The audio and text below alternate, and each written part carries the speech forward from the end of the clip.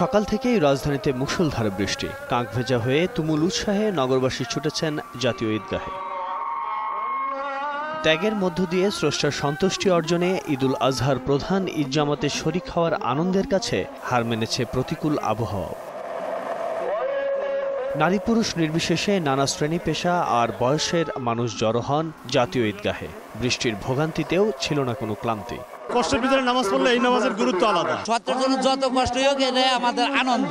জঙ্গিবাদ নিপাত যাক এই আশা নিয়েই এই প্রতিকূল অবস্থায় আমরা নামাজ আদায় করতে আসছি। বৃষ্টির মধ্যে মজা করব। প্রধান জামাতে নামাজ আদায় করেন রাষ্ট্রপতি আব্দুল হামিদ। জামাতে অংশ নেন মন্ত্রিপরিষদের সদস্য, সংসদ সদস্য, ঢাকা দক্ষিণ সিটি কর্পোরেশনের মেয়র সাইদ খোকন সহ বিভিন্ন রাজনৈতিক দলের নেতারা।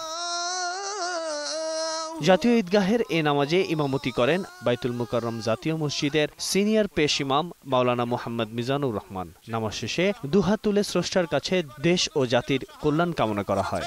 তাদের সবাইকে তুমি জান্নাতবাসী।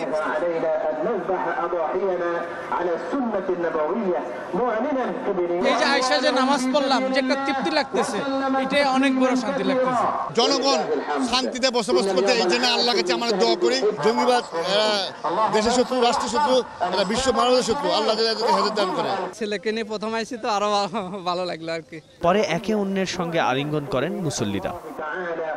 বৃষ্টিকে উপেক্ষা করেই শত মুসল্লি জাতীয় ঈদগাহে তাদের নিজেদের ঈদ জামাত শেষ করলেন। দুহাত তুলে মহান স্রষ্টার কাছে চাইলেন একটি সুখী, সমৃদ্ধ, সন্ত্রাস ও জঙ্গিবাদ মুক্ত বাংলাদেশের। রাফেজ আদনান আদেল, 21 টেলিভিশন, ঢাকা।